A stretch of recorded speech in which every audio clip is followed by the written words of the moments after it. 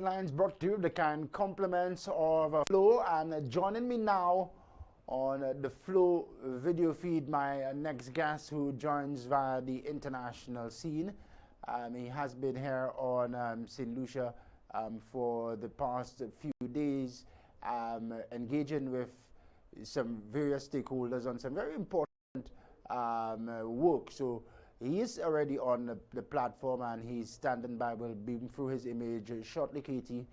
Once you work with me, we'll be ready to go with our next guest who joins me now on the floor line, Hanif. Hanif Benjamin. Hanif, just before we bring you on, if you can just kindly turn down the volume on what it is that you're listening to, because it's getting some feedback on, creating some feedback on our end. Have is to listen because I don't have a headset. I understand. That should be fine, but you heard me clearly, correct? All right, perfect. So Hanif is a clinical therapist. No, it's causing Hanif, it's causing a distortion. If you turn it down, you should also be able to hear me clearly. We're talking this morning how to cope with trauma, how students and teachers will be coping with trauma. Hanif, can you hear me? I mean, if I turn down the volume, I would not be able to hear. That's. Are you watching the show on a television screen? Are you? No, that's creating an issue. That's the first time for us. I will rectify. We will rectify. So Hanif, just stand by. My technicians will ring you back momentarily. A very important discussion that we must have. Hanif Benjamin is a clinical therapist and a clinical traumatologist, and he is on this morning to discuss how we can assist teachers and students. And we can just stay right there, Katie. How we can assist students and teachers to cope with trauma post the summer vacation. There have been a number of activities, trauma-related activities in and around our various communities, and even within the education system, as you saw in the preamble in the videos. Within the school system, in and around the classrooms as well, a number of incidents which impact the psyche of both students and teachers as well. So Hanif is going to share his knowledge and his experience with us this morning on how we as a nation can assist our teachers and our students cope with incidents of trauma. DeAndre, let's try again to see if we have better quality of Hanif. Hanif, good morning. Yeah, blessed good morning to you. That sounds a lot better. Thanks for that. Thanks for accommodating us this morning. Hanif, and Katie, you ready now, is a clinical therapist and a clinical traumatologist. He joins us now for a discussion on the role of counseling in addressing the underlying sociological challenges among students and teachers associated with trauma during the vacation period and during the life in school. The role of counselors will also come into play in engaging children who may have experienced trauma from crime and violence during the vacation period. Also teachers as well. These incidents may have involved death from vehicular accidents, homicides, gun violence, etc. These may include children and teachers from hotspot communities such as Bruceville and Vieux Fort, Roseau and Babonneau, as well as other communities. Hanif Benjamin is a licensed Master of Social Work, licensed by the New York State Office of Professions, and he's a member of the African Academy of Experts in Traumatic Stress and the National Center for Crisis Management as well. Mr. Benjamin is also a clinical therapist, trauma specialist, and holds a certification in child trauma. He's a founder and a president and a chief executive officer of the Center for Human Development Limited, a dynamic psychological and counseling company in Trinidad and Tobago. He's also the founder of TCHD Postgraduate Training Institute and the Center for Change, a non-government organization. Long bio, Hanif, but it was important as a precursor before we bring you on for me to share that so our viewers can can be comfortable, that you're well experienced in the matters that we'll now delve into. Indeed. Thank you so much for having me. It's always a pleasure to share my knowledge and expertise with people throughout the world, as I have been doing. As you know, trauma continues to be a very pervasive and debilitating disease throughout the world. And we have seen the effects of the COVID-19 and what it has done and continues to do on our children, families, and school. Some would want us to believe that COVID-19 is over and everything that happened with it is also over. But we will, for years to come, experience the fallout of COVID-19 and our children more so. And more importantly, on a system that is not equipped to deal with the trauma and the onslaught on our children and families. So it's indeed a pleasure for this important conversation this morning. Yeah. So we're going to be talking to different demographics here. We'll talk the students and our children, and we'll talk students and our children and the wider family circle, and then we'll talk as well the teachers within the education system who are also impacted by incidents of trauma. So Hanif, and definitely you highlighted, and let's start there, COVID-19 has really impacted all of us.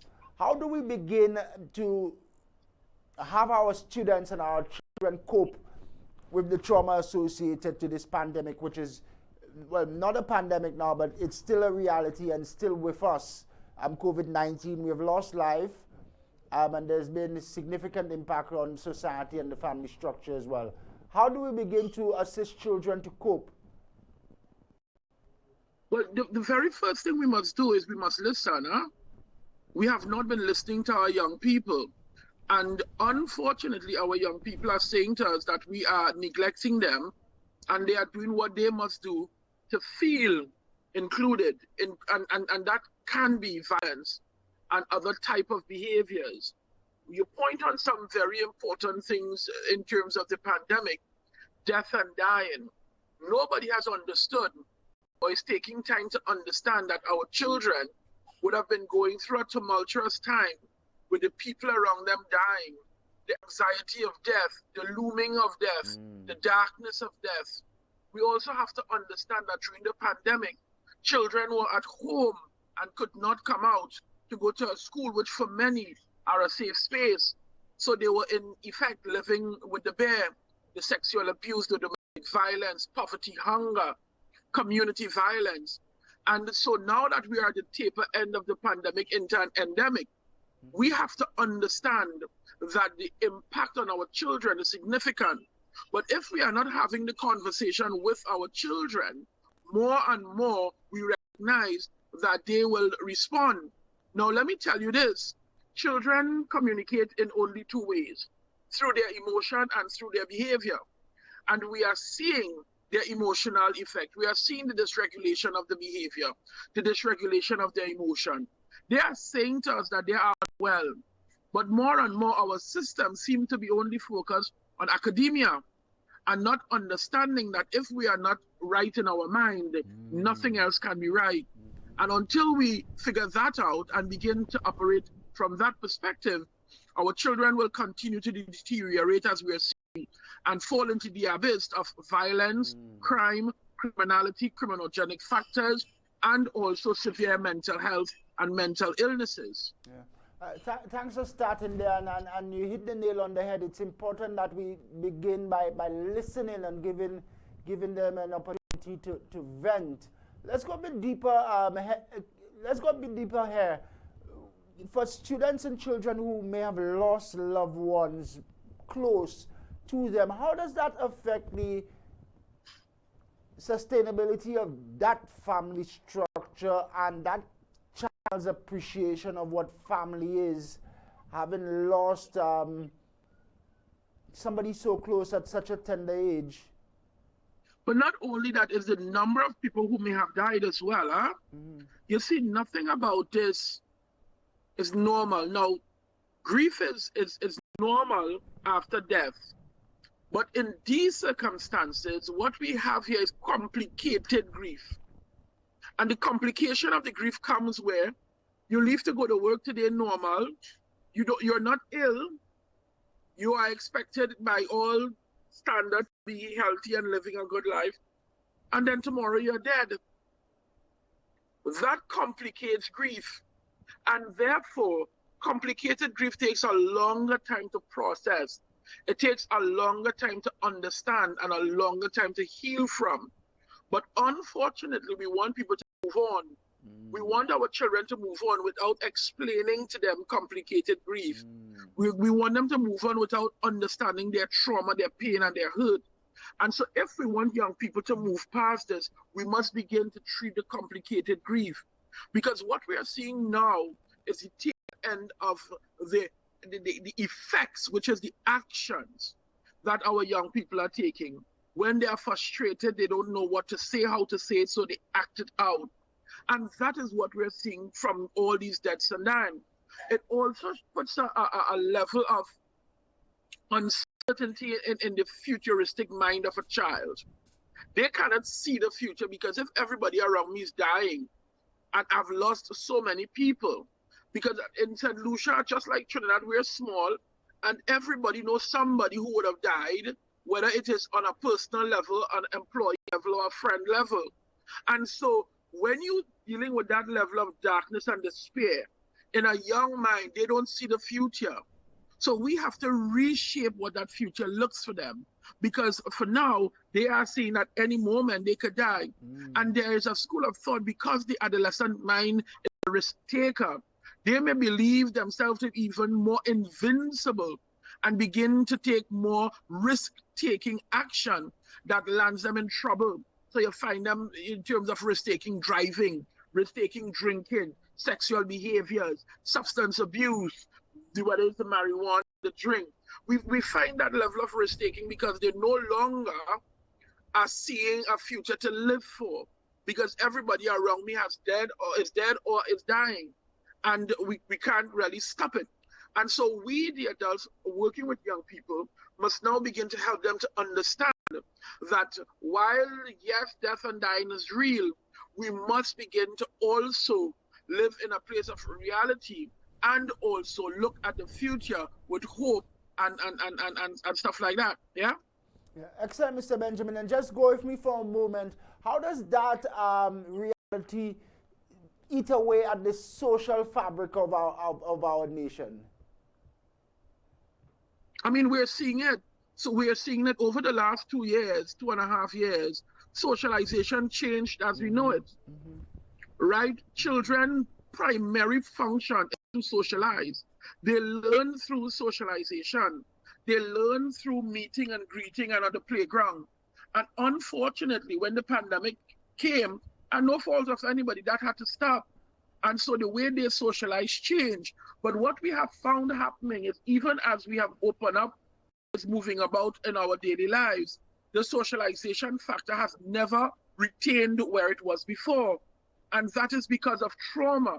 That is because of fear, anxiety. And also it's just because we have learned to socialize differently now. So I have a lot of young people saying to me, I want to go out, I want to socialize, I want to enjoy life, but I can't seem to get myself motivated enough to go out there and do anything. And that is because we have been re-socialized over 2 years, which is behavior modification. And now we are comfortable. So even the socialization of the school becomes difficult. A child wants to stay home and be on the computer because they could go to school online and be on TikTok and Instagram and all these other things, to the point where some students are even faking illnesses to stay home, right? So you go to a school and nobody goes out to play the way they're supposed to, the way they ought to, and the same people that they're sitting next to in the day of school, they are talking to them when they go home online, because they have been cultured to be in an online world. And so we must recognize that we have to begin a re-socialization, not just for our children, but also for our teachers, our administrators, and everyone, because we would have been socialized. I am still having problems with people meeting face to face because everybody still want to have a meeting via Zoom. You understand? And because everybody has been so accustomed with just putting on a shirt and a tie and being in the underwear, you see, and your foot up. who wants to go in traffic, who wants to go out there in the hot sun, who wants to go out there and you know, so people have become accustomed. And so in order to re-socialize, we have to take immediate steps to begin to put that in place, to force our children, to force our society really to go out there and socialize again. And you hit a very ticklish issue there, the issue of behavior modification. A little later we'll delve there, but what are some of the things that we can do now to re-socialize our societies, and particularly our children? I think having coordinated youth activities is going to be important. Good.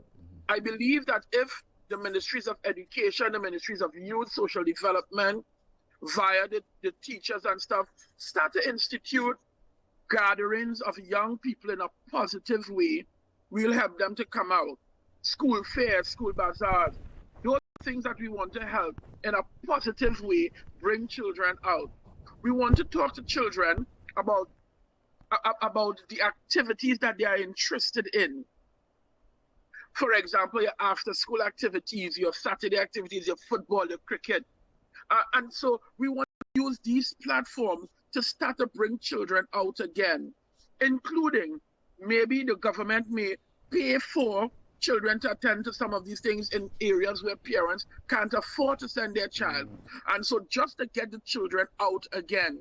So I think it's a coordinated effort in the ministry that is dealing with young people to coordinate activities where we will have young people come out after school on a weekend to be engaged in positive youth activities. In your research, Mr. Benjamin, what are you seeing? Are you seeing the impact of trauma greater on children from different demographics in the societies? And is the response No, I thought, to be honest with you, in my work throughout the Caribbean, I've seen trauma at all levels. Whether it is a poor, underserved community, a violent community, or upscale community.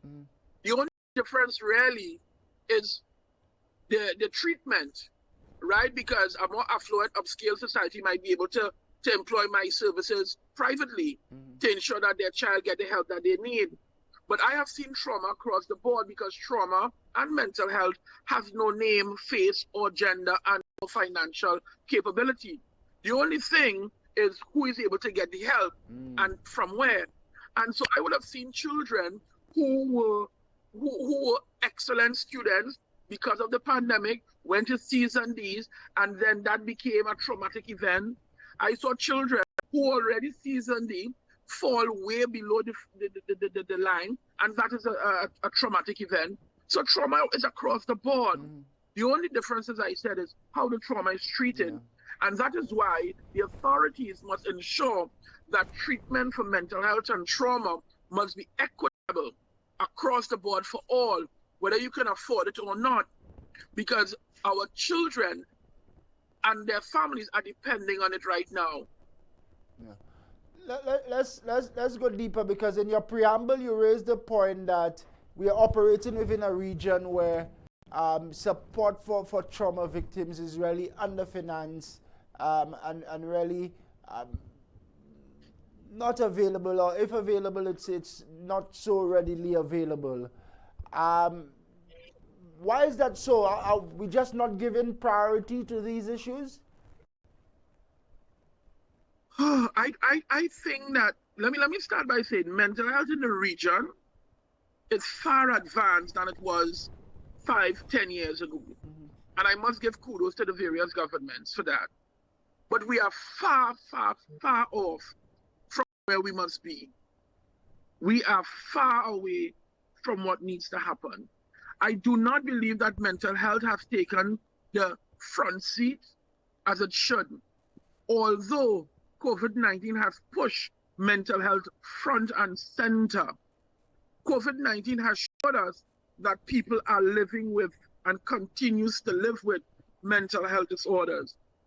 COVID-19, as I call it, the great revealer, has revealed the cracks in our system between the children who have and those who don't have.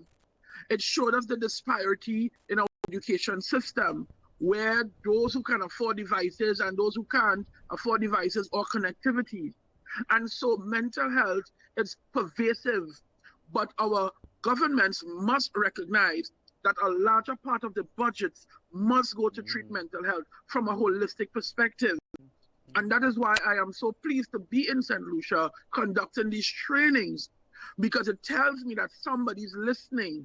Somebody's listening to the fact that our guidance counselors, our social workers, special ed teachers require retooling and skilling to treat with what is coming out of the pandemic. As a social scientist, I am seeing where in the next 2 to 3 years, the level of diagnoses would be far-reaching.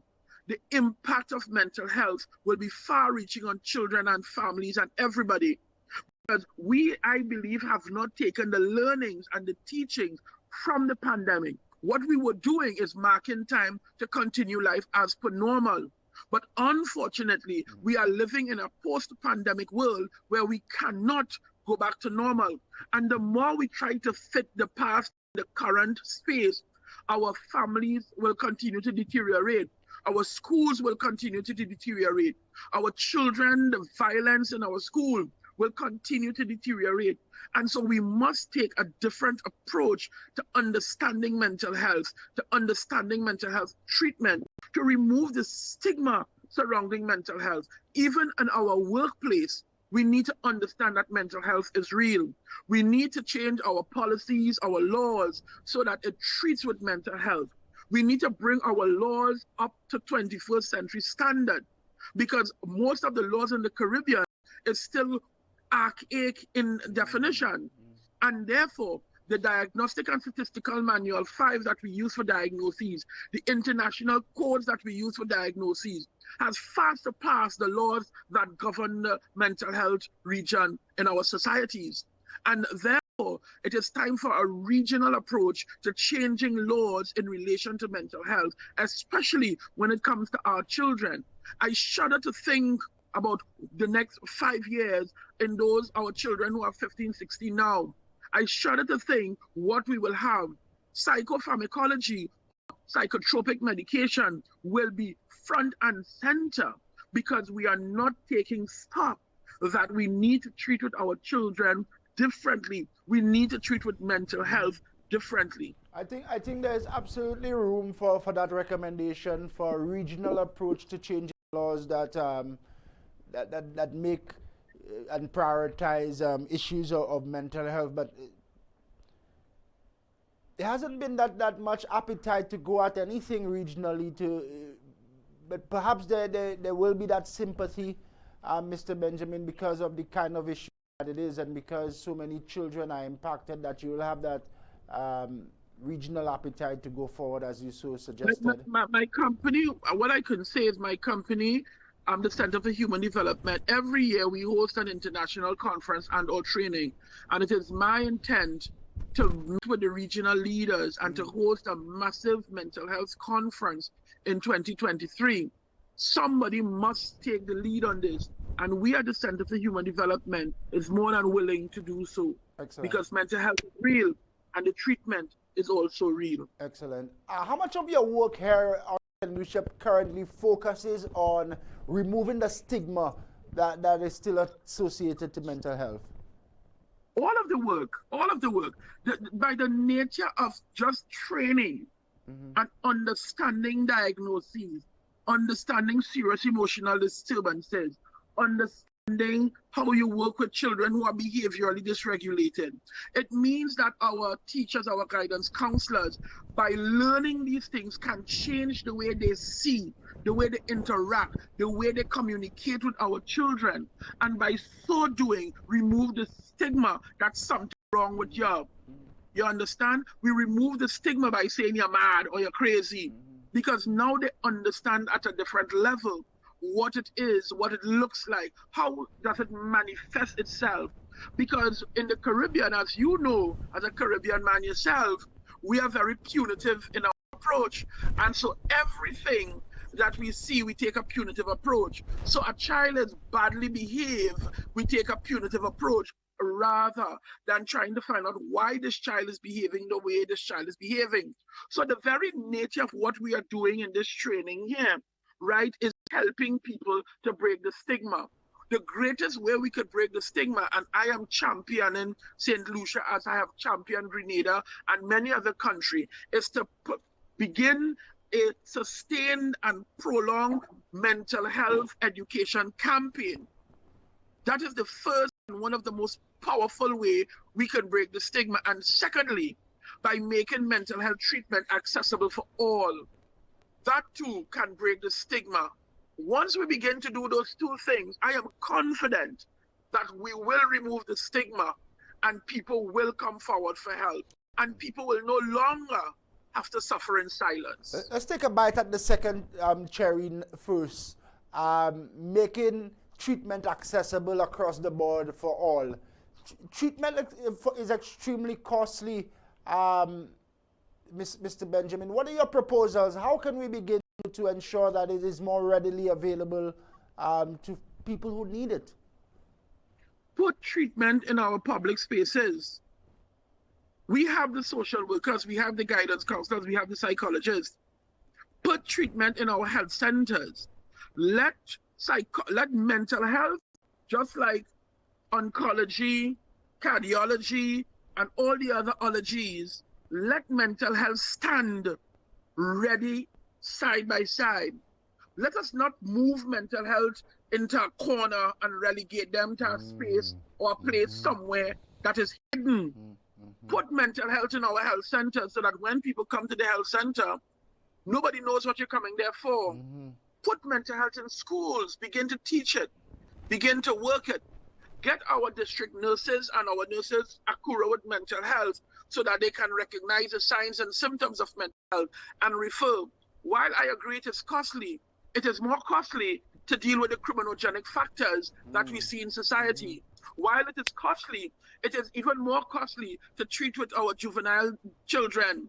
It is more costly for children who end up in jail and all turn into adults. And most importantly, it is more costly than an adult who cannot add value to your society, financially or otherwise, because every society requires productive adults to continue to evolve.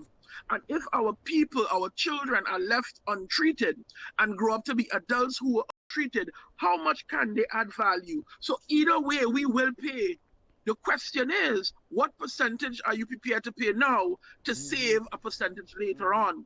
And once we begin to look at mental health like that, let me just tell you real quickly in the work world. The World Health Organization said 4 in 5 will live with depression at some point. But more importantly, in the last how much years, it was over $22 trillion in losses due to mental health. Because you and I both know, you don't have a cough or a cold, but you're calling, oh God, I am feeling too good today. That feeling of not being too good today is mental health. How much man hours do we lose every day on work? How much man hours do we lose in companies where people take sick leave, not because they have the common cold, but because their mind is not at ease? And so when you factor in all of this, as a matter of fact, they said by 2030, and I think that that year may come up closer because of the pandemic. They said that mental health will overtake other lifestyle diseases like diabetes, stroke, and heart attack. Can you imagine that mental health is the 5th leading cause of death in the world? So if those economic factors are not jolting us enough to put mental health as a priority, I don't know what else will.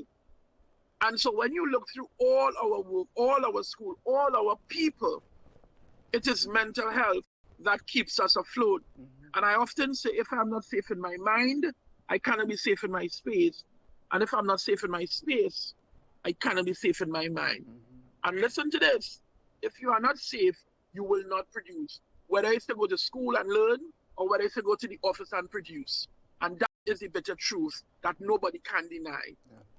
Stark reality, and we thank you for painting that picture, Mr. Benjamin. So much more to talk about on the issue of trauma and how it impacts children. If you want to join the discussion, Our Flow mobile platform, the WhatsApp platform is available, 5840600. You can send us a message. You can also call in. The direct line is also available at 450-666, 450-666 as well. So give us a call. Very interesting discussion on how we can have our societies cope with incidents of trauma. Undoubtedly, treatment is a specialized field. Treatment for trauma is a specialized field. But how can, and is there any role that the family, how can we make the family structure and society more friendly and equal with assisting people who may show signs? I was saying we appreciate that the treatment is a specialized field, but how can we make the family structure and even society on a whole more friendly, equal, and responsive to trauma cases? In the first instance, we recognize that trauma is real. Too often, people hide because of shame and guilt. They don't want to come forward because they're going to be judged. And so it goes back to the whole stigma. If we want to rebuild the fabric of our family, which I think has been deteriorating or have deteriorated, period, over the many years, we must go back to basics. We must go back to where our children and our parents can sit and have conversation, where they can tell parents how they feel in a non-judgmental way. We must create an environment where families can sit and have meetings and conversation about how they feel. And more importantly, men must be able to also talk about how they feel in society. Because too often, a lot of the trauma situation men are facing, they don't want to treat, and that's a whole different show in and of itself. But more importantly, if we begin to allow family spaces from a macro level, the government level, create more opportunities for family to grow and flourish and provide the help that they need as family, we will see the change in the system. Trauma is a specialized area.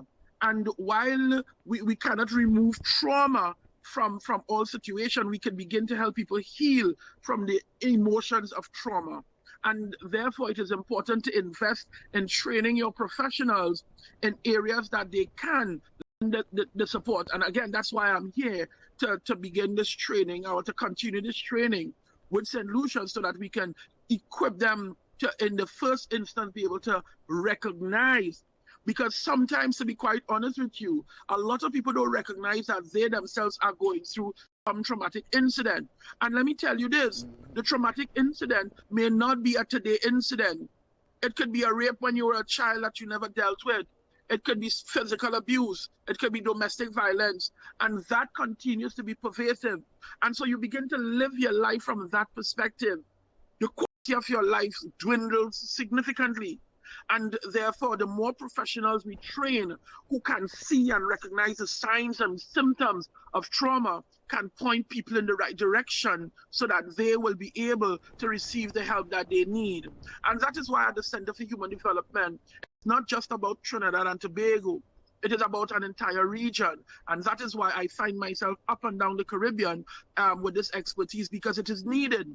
And I said, while I can sit in my office and see 5 clients a day and be contented, the society will not move. And therefore, if I'm able to teach people to recognize these signs, teach people to recognize the symptoms, then our families will be stronger for it. So what are some of the lessons you teach in our St. Lucians this week? And what has the response and feedback been like? Oh, St. Lucia is always a pleasure. Oh, every time I come to St. Lucia to train, it's always home for me. It's a beautiful place indeed. And so my main focus this week is in serious emotional disturbances in children and adolescents, and how do we treat with the behaviorally dysregulated child. Also, I'm going to look at parenting, some work on with parenting, and I'm going to taper the week with self-care. Because we have to take care of ourselves in order to take care of others. And too often we just dive in the fire, not recognizing that we too are getting burned, and we will need some ointment for that burn as well. And so I wanted to end the week by giving our people in St. Lucia here the tools to maintain self-care. But importantly, it's understanding SCD or serious emotional disturbances, which we have seen steadily increasing since the pandemic as well. This will give them a window, and I'm taking my time with this training so that they can understand every facet of it, so that when they go back to their schools and their classroom, they can recognize serious emotional disturbances that is causing or has caused a child emotion to become dysregulated or behavior. And when we recognize this behavior, rather than suspend, expel, push to the side, put out the class, they are now going to be equipped to sit with that child or children and help them through that difficulty of their serious emotional disturbances. Another major area is helping the parents, because we all know that while we work with a child in school, their social environment is a criticality. So the people who surround them must also receive the help. So I'm going to help them to understand how to work with parents in their circumstances as well. Yeah. You're helping them to assist others, but they too will be impacted even by they themselves interacting and otherwise directly impacted by trauma as well. Would the response, would the approach to adults differ? Well, so yes, it differs, and the only way it differs is because of their level of understanding, their cognitive ability. But to be quite honest, the information is the same, right? So really, all we have to do is figure out how do we work age appropriately. So when you're working with young people, you work from an age appropriate perspective. So the same information can be taught to a 15-year-old, 25-year-old, 30, 60, or a 5-year-old, once it is done from an age appropriate perspective. So that when I train from that perspective, so that everybody will understand, everybody will learn. And so when they go out to speak with their parents and or teachers or administrators, everybody will understand the significance. I mean, one of the important factors that I've been impressing upon the group so far is to continue to utilize the mechanisms that they developed over the pandemic. Do not throw away the skill set that they learned in the pandemic. I am saying to them, and I was saying to this yesterday, they should be sending video blogs and stuff to their parents to reach parents more. They should be having podcasts and YouTube channels so that they can reach parents faster and more effectively, because everybody have a cell phone in their hand, regardless of their circumstances. And if you don't have a cell phone, you're standing next to somebody with a cell phone. So we could continue to do the work without throwing out, you know, we talk about throwing out the bath water with the baby and all. Let's not throw that out. Let's see what was good during the pandemic and take that. And once they can do that, they can continue to build our parents, build. Because let me tell you something, I don't know any parent who want ill for their child. I know parents who may not understand or may have been living a particular way. And until we jump in and say, hey, there's a new way, they will always continue the old way. And I'm saying to them, utilize the training, utilize the skills, utilize the acumen that they would have acquired over the last couple of days and continue. And what a beautiful bunch of people. I've never seen people so eager and excited to train. And as a trainer, master trainer myself, it gives me motivation to wake up every morning at this cocoa palm where I'm staying here and renew, go meet the team to continue the training. Excellent. And you've been here for a few days now. It's not your first time on St. Lucia, so you're quite familiar with the issues at play. When you travel the Caribbean, are the factors which contribute to mental illness similar? And maybe if you can give me a comparison as well with our region and perhaps the Americas, where you would have done some work as well. Are the factors different? Are now our people affected more? The factors are the same, you know, in the Caribbean. Every Caribbean country, and I've worked in 8 Caribbean countries over the last 4 years. Every Caribbean country, the factors are the same.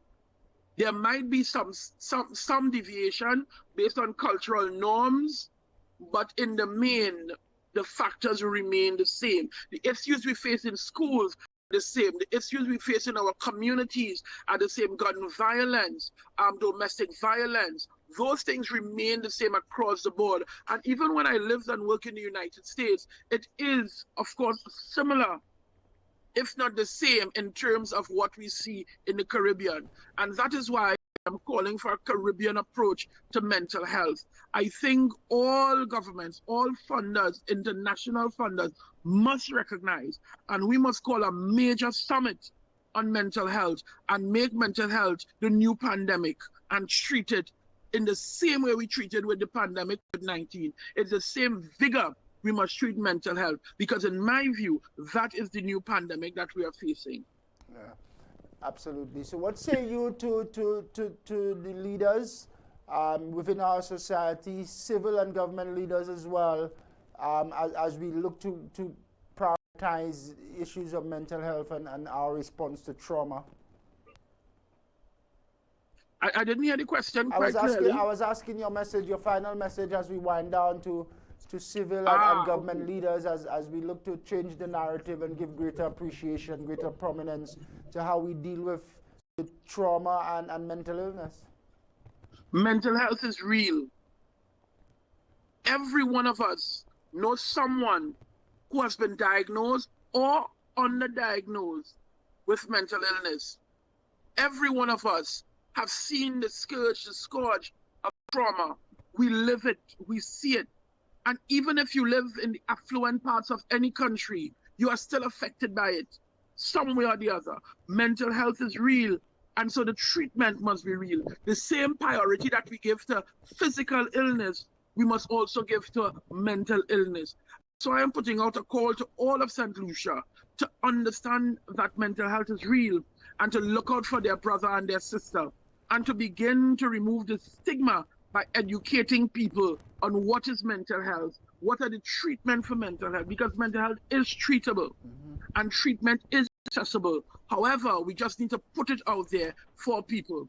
And so I say thank you for giving me the opportunity this morning to have this conversation with you. I have to now head across to continue day 3 of this powerful training with the team here in St. Lucia. And so thank you so much for having me. Hanif, thanks for imparting your knowledge and your experience to our viewers. We wish you very best today on day 3 of your training, and we'll talk again in the future. Blessing and guidance to you and to all.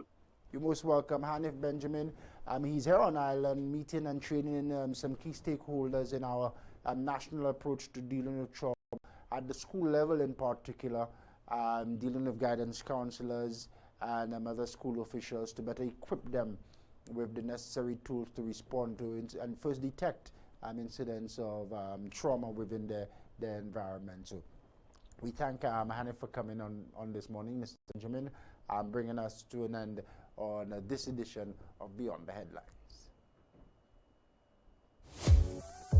Beyond the Headlines is sponsored by Flow.